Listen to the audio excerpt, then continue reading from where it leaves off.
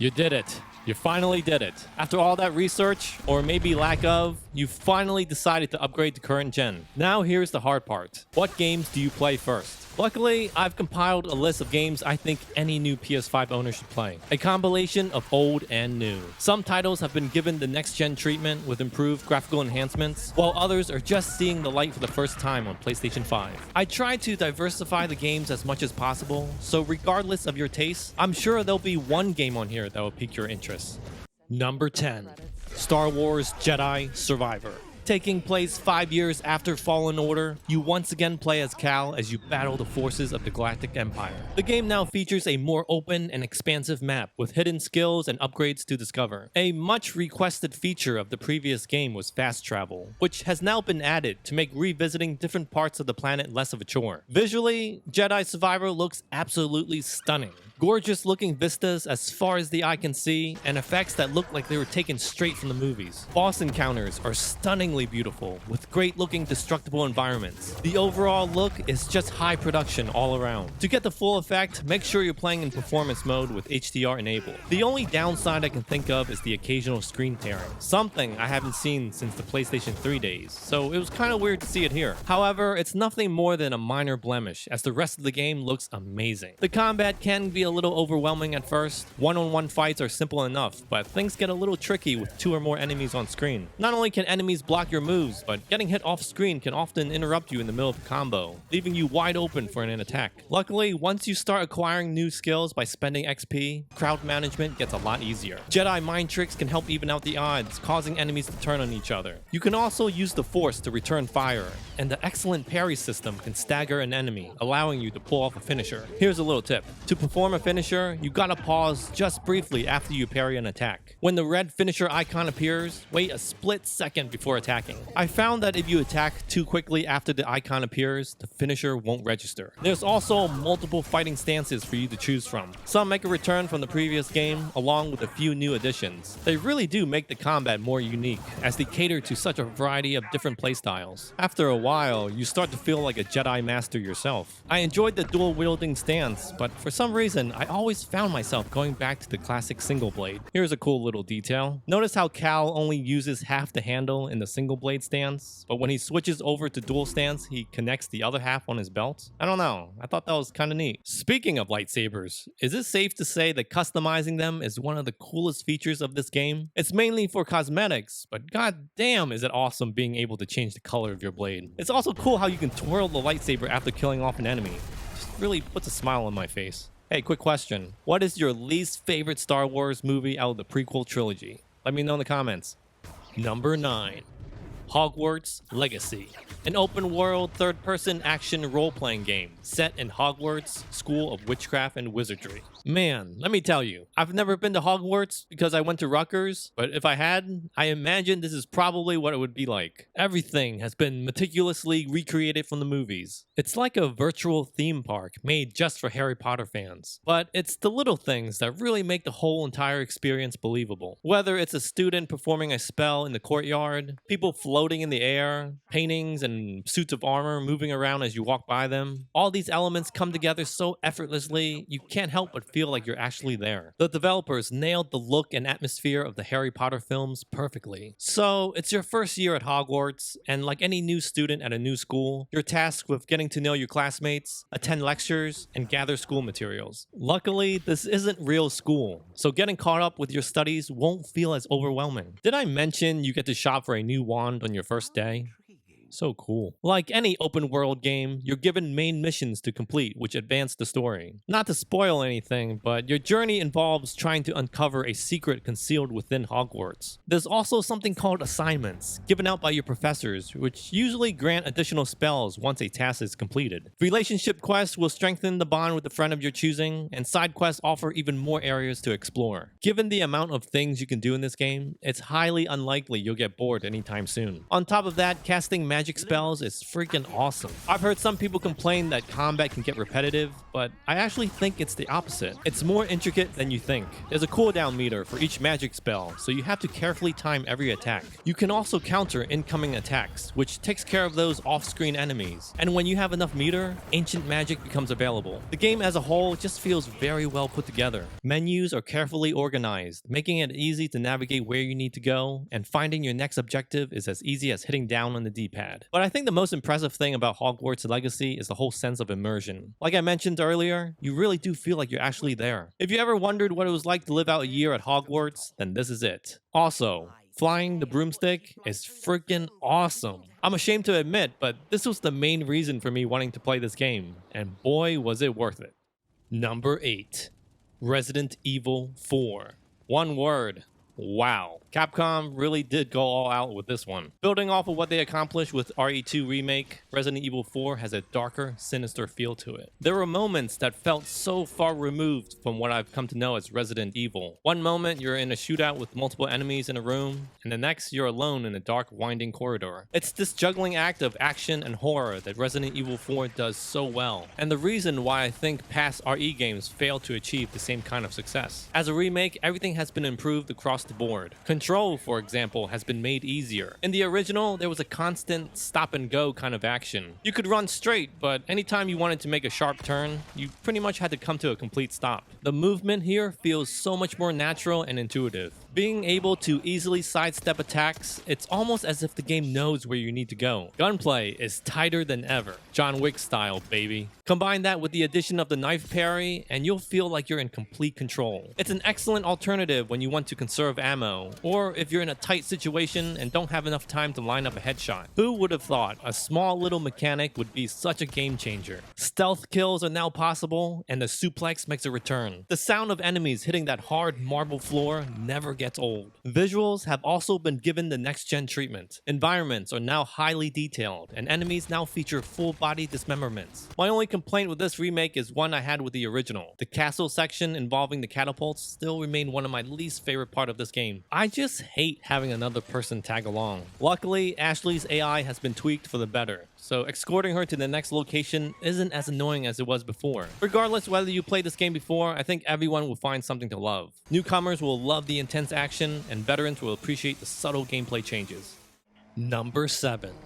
Need for Speed Unbound. This is probably my favorite Need for Speed since Most Wanted from 2012. The driving feels tight, the drifting is fun, although it did take me a while to get a hang of, and the story for the most part is pretty interesting. It's not the greatest, but it works. I mean, let's face it, it's a racing game. There's only so many directions you could go in, but I think the art style and voice acting really helped lend a hand to that. Speaking of art style, I know a lot of people were split on the new effects that were added to the cars. You see, every time you perform a boost or some crazy drift maneuver, there's effects that appear around your car. It's like Need for Speed Into the Spider-Verse. It's not always on the screen, and it is used sparingly. To be honest, this is what sold me on the game. Usually I would pass on Need for Speed, but the visual art style really caught my attention. I'm told you can turn off this effect, but why would you want to? It looks awesome, and it adds so much to the overall experience. Another area of the game which I have to praise is the sound design. Hearing the roaring engine and the twisting metal echoing off each other really gets your adrenaline going. You know those weird mechanical sounds you hear in those Transformer movies? It's kind of like that. Unfortunately, not everything is perfect. The music is atrocious. Yes, it's that bad. It's so annoying that it actually becomes a distraction. The soundtrack consists mainly of weird noises in foreign languages. I'm all for diversity, but goddamn the music is awful. I'll take Avril Lavigne over this any day of the week. Gameplay-wise, it's your typical tried and true Need for Speed formula. Meet up at designated location and choose whether you want to race against the clock, other drivers, or score points by knocking stuff over. The new interesting feature here, or at least for me, is the way in which you collect your money after winning a race. Now, you don't automatically receive money after a race, but rather have to drive back to your garage to collect it. Sounds easy enough, but the thing is, after each race, your wanted level goes up. The higher your wanted level, the harder it will be to lose the cops. If you get busted, you lose all the money you've won for that particular day. Let me tell you, some of these cop chases can get pretty intense, but it's so damn satisfying satisfying when you lose them too. It's a fun little risk-reward system that forces you to decide whether you want to go out for another race or head back to the garage and play it safe. Also, I love the side bet you can make before a race begins too. It's a nice little way to earn extra money, and it makes the race a little more personal. Now, before I present the next game, I'm just going to ask that you hit that like button. If this video has been helpful in any way so far, that would be awesome. Thank you. Number 6. Devil May Cry 5 Special Edition. If you played it on previous gen, then this PS5 release gives you several reasons to play it again. And if you've never experienced this game before, then boy are you in for a treat. Enhanced with exclusive next-gen features, this is the definitive version of Devil May Cry 5. Dante's katana-wielding twin brother is now a playable character. The original cast was varied enough, but Virgil really adds a whole new dimension to the gameplay. He's extremely fun to use, offering lightning-fast sword attacks, teleportation moves, and a concentration meter that rewards you on how cool you play. At times, it almost felt like a completely different game because of the new set of moves. My only complaint with the addition of Virgil is that he doesn't get his own dedicated story. In my opinion, it really would have gone a long way had Capcom just included a few new cutscenes to better incorporate him into the main campaign. Still, the inclusion of Virgil is extremely fun to play. Of course, the game changer here has to be the legendary Dark Knight mode. It's a new difficulty mode that throws hordes of enemies at you. Visually, it looks cool as the whole screen is filled with demons, but from a gameplay perspective, it takes the combat to a whole new level. Rarely do I see this many enemies on screen at once, so it's nice to know there are games that can still offer a challenge. Also, I think it has a lot to do with the new powerful hardware, making this even possible. And like Virgil, this new difficulty mode changes the way you play the game as well, forcing you to rethink a lot of your strategies from previous playthroughs. Ray tracing has also been added, but unfortunately, it runs at an uncapped frame rate. Gameplay performance varies wildly, usually jumping from 30 to 60 and anywhere in between. If you're familiar with Devil May Cry, you'll know this is a less than ideal way to play. Alternatively, there is a second ray tracing option where the effect is slightly reduced, but you do get a more consistent frame rate. The only drawback here is that pixel count does drop to 1080p. It's a tough trade, but honestly, I really don't think it's worth it unless you really need that ray tracing. I mean, are the reflective puddles really that important to you? However, playing on the default setting does offer a locked 60 FPS at native 4K, something even the original PS4 couldn't do. There's also a turbo mode which allows the game to run at 120 FPS. Unfortunately, I can't show this off because I don't have the right TV, but I'm told it looks pretty good. You know, people often associate next gen with a high pixel count and a super fast frame rate, which I do agree with, but I think the one aspect that is often overlooked when considering a game to be next gen is the load time.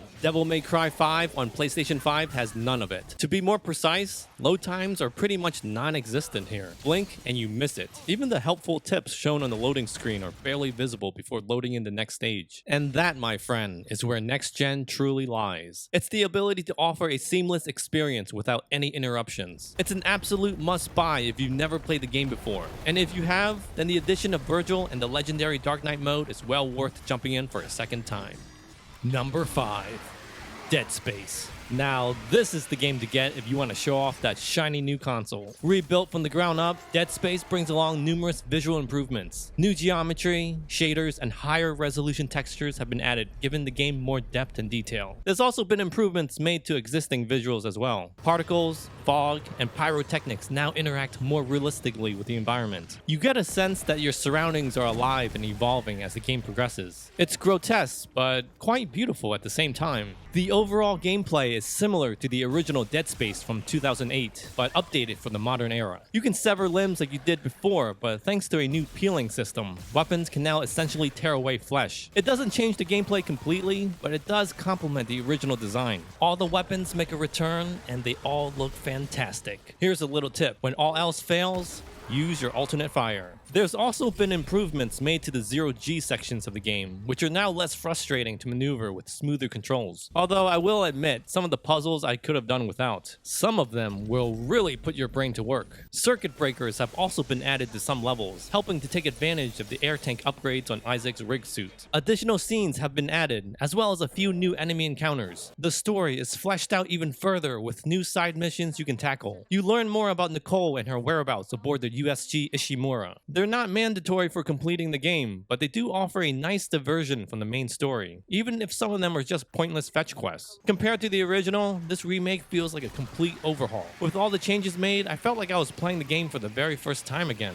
I think an area where Dead Space doesn't get enough credit is in its tone and atmosphere. The fact the game takes place in deep outer space has a lot to do with that, I think. It's the quiet, eerie silence that makes it so creepy. I don't know about you guys, but the thought of being sucked into the deep, cold recesses of space is horrifying to me. Aside from the slight padding towards the middle of the game, I will say Dead Space falls in that rare category of masterpiece. The game isn't for the faint of heart, so if you've got anxiety issues, I would steer clear. But if you're in for something extraordinary, then prepare for one hell of a ride.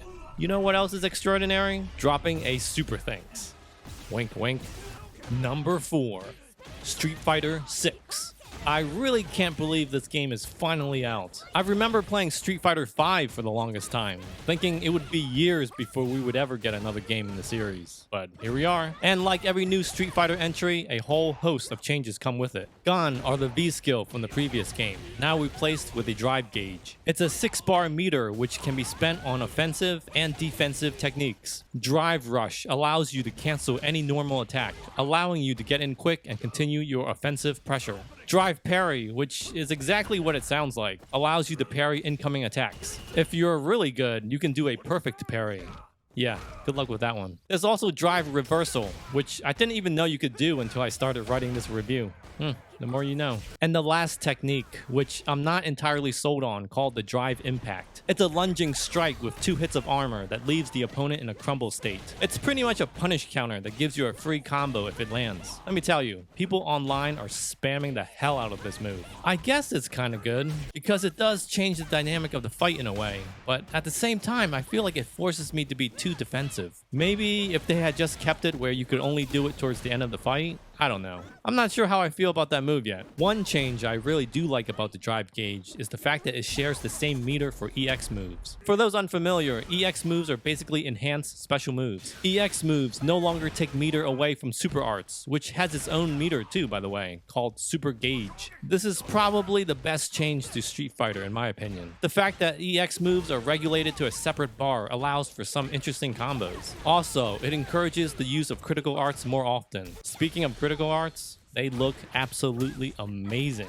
Character models have been vastly improved, lending to a smoother, more natural appearance. You can see the vein on Ryu's arm getting ready to pop as he's about to throw his uppercut. I also noticed how there's lines and wrinkles in the faces now. Characters in Street Fighter V looked good, but this game adds another layer of subtlety that just gives it the slight edge in my opinion. I just wish the camera wouldn't zoom in so much. I feel like in an attempt to make the action more dynamic, Capcom decided to constantly zoom in and out during certain moves. Personally, I think it's more of a distraction than anything else. Another issue I have is the amount of characters available. Only 18? That's just 2 more than what was launched with Street Fighter V. I remember Capcom used to give you so many characters to choose from in their fighting games. I mean, didn't Marvel vs. Capcom 2 have like 83.5 characters or something? Judging by how spaced out the DLC characters are, you can rest assured Capcom is going to be supporting this game for a very long time. I also think the music is rather weak in this entry. Something I could always count on in the previous Street Fighter games was the kick-ass soundtrack, but here, the music is rather tame in comparison. It's not terrible, but just nothing that really stands out in my opinion. It's like they spent the entire music budget on the rap song for the character's select screen. Now, you might think I hate this game with all the complaints, but it's actually the opposite. I really like this game. The online ranked battles are so addictive. I tell myself I'm only going to play for half an hour. I look up at the clock and 8 hours have already gone by. Oh my god. What am I doing with my life? And wouldn't you know, I already had someone rage quit on me. Aside from the few gameplay changes, this really does feel like a complete game, unlike Street Fighter V. This time, there's an arcade mode with the classic beat up the car minigame. It's a truck this time. World Tour is the story mode where you create your own character, and the Battle Hub is essentially a giant disco where you dance with a bunch of strangers. Oh, you can also challenge them to fights using the avatar you created from the World Tour mode. It's a great community for meeting up with like-minded gamers, and it really brings back that nostalgic old school feel of playing at the arcades. With more characters eventually down the line and an ever-growing fan base, I can only see the game improving as time goes on. Hadouken! Number 3. Marvel's Spider-Man Remastered. With the upcoming release of Spider-Man 2, I figured it'd be a good time to get up to speed before the sequel comes out. For those who have yet to experience this game, I highly suggest you make this your first purchase. Taking advantage of the new system hardware, developers went back and updated the city with improved models and textures. In addition, ray trace reflections and ambient shadows can now be seen in the window buildings, as well as the sky and weather system. Character models have also been given an upgrade, offering higher fidelity skin, eye, and teeth shaders. The developers even went so far as to replace the face of Peter Parker with a new motion capture actor for a more realistic experience. Aside from the visual updates, spatial 3D audio as well as haptic feedback and adaptive trigger support have also been added. Loading is now lightning fast, so you can forget about checking your email during those loading screens. Of course, in my opinion, the best addition of all is the ability to play the game at a higher frame rate. Performance mode targets a near constant 60 FPS, and boy is it amazing. Gameplay just feels so much smoother because of it. The combat is fun and similar to the Batman Arkham games where multiple enemies attack you at once. Special abilities like the web shooter allow for some fancy acrobatics, and thanks to an abundance of upgrades, you can pretty much tackle situations any way you want. If you ask me what my favorite Spider-Man movie is, I'd probably say this game. The way all the characters are presented throughout the game is just so well done. I like how Mary Jane Watson isn't portrayed as a damsel in distress type character, but more like a partner in crime. And in my humble opinion, the best representation of Dr. Otto Octavius. Sorry, Alfred Molina. Some puzzles can get repetitive, but thankfully, those can be skipped. It's a fun action game that really caters to your playstyle. Movie quality action set pieces and a great attention to detail show how much respect the developers have for the source material. If you haven't played it on PS4, then Spider-Man Remastered on PlayStation 5 is the way to go. Number 2. Final Fantasy XVI. It's been a long time coming, but man was it worth it. Not only did it exceed my expectations, but also restored my faith in the franchise. As the new entry in the long-running Final Fantasy series, Final Fantasy XVI strays far from what we've come to know and love about traditional JRPGs. For one thing, it's a lot more accessible. With the option to equip certain ability rings, you can make this game however difficult you want. The Ring of Timely Focus slows down time right before an enemy attacks, giving you a bigger window to execute a dodge. If that wasn't enough, there's a ring that even makes the character dodge for you. Honestly, I think this really ruins the gameplay as it makes the game way too easy. But luckily, these rings are optional, and in my opinion, shouldn't be used if you really want to enjoy the game. Gone are your traditional turn-based battles, replaced with a real-time action battle system. It feels a little like Devil May Cry, but not as complex, and with a little hint of the quick time events from God of War. You can tell this game took many inspirations from its contemporaries. But funny enough, Final Fantasy XVI still feels like its own original game. The combat isn't overly complicated, and the ability rings I mentioned earlier provide the perfect training wheels for those new to action games. My only complaint here is that some boss battles can go on for just a tad too long, but then again, I think that's just part of the charm of playing a JRPG. Hey, doesn't this look like a Godzilla fight? Visually, Final Fantasy XVI ranks in as one of the best looking games this console generation. Instead of going for photorealism, the creators opted for a more stylized anime look. I much prefer this as it gives the game a sense of character. Every Final Fantasy game has a specific look, and I think this one fits it well. The environments look absolutely gorgeous. There's a great variety of locales, all imbued with so much detail, you can't help but to stop and just take a moment. And not only do they look great, they invoke a sense of immersion that very few games can pull off. From the warmly lit candles of a tavern, right down to a violent storm, there wasn't a single place in this game that didn't make me feel like I wasn't there. Same goes for the special effects. What a tour de force. This is like some high quality Hollywood movie stuff. Very cinematic and just really over the top. Unfortunately, this game is dark. Like Christopher Nolan Dark Knight dark. Listen, this ain't your parents' Final Fantasy game. This is like Grand Theft Auto if it was made into a JRPG. Alright, maybe it's not quite like that, but it is the first mainline Final Fantasy game to be rated M. With its darker, more mature tone, I feel like this Final Fantasy was able to convey adult themes more effectively than in previous entries. Unfortunately, you discover a lot of these moments in the side quests, which don't happen till much later in the game. I'm talking like a good 10 plus hours in. And I know a lot of people have been complaining on Twitter about not being able to play this game in front of their kids because of the sex and violence. Guys, this is Square Enix trying to do something different with the franchise. If you want to play a Final Fantasy game in front of your kids, play any of the other ones. There's 15 of them. I'm sure you'll find one that's age appropriate. In a way, I feel like because this latest version is rated M, it's allowed the game to break through creative barriers it once had with previous titles. I mean, think of how superhero movies are starting to do the same thing. I just think there are certain themes that's hard to portray with a teen rating, or maybe just not as effectively. I mean, it's still a Final Fantasy game. There are things in here you will remember from previous titles. And I know the counter argument is that Final Fantasy has always been a game made for kids, but so was the X-Men. I didn't hear anyone bitching when Wolverine was dropping the F-bomb. Times are changing, guys. Get over it. Number 1. Teenage Mutant Ninja Turtles Shredder's Revenge. Yes, I know this is also available on PlayStation 4, but did you guys know there's actually a native PS5 version as well? Yeah. Deal with it. Whoever thought 2D beat-em-ups would ever make a comeback? But here we are. Looking back at it, I think it's funny how there was once a time in video games where everything had to be 3D. Now, when a game is developed as a 2D side-scroller, it's considered a breath of fresh air. Boy, how times have changed. Amidst all the countless open-world games today, playing Shredder's Revenge is indeed a breath of fresh air. Not only does it take you down memory lane with classic beat-em-up gameplay, but modernizes the formula to keep it from getting repetitive. You'll move from left to right, but enemy attack patterns now require more than just simply button mashing. The characters you control have their own unique playstyle as well, feeling more like separate characters instead of palette swaps. With the ability to now perform special moves, you start to wonder why this was never included back in the original games. The new added characters are also a welcome addition.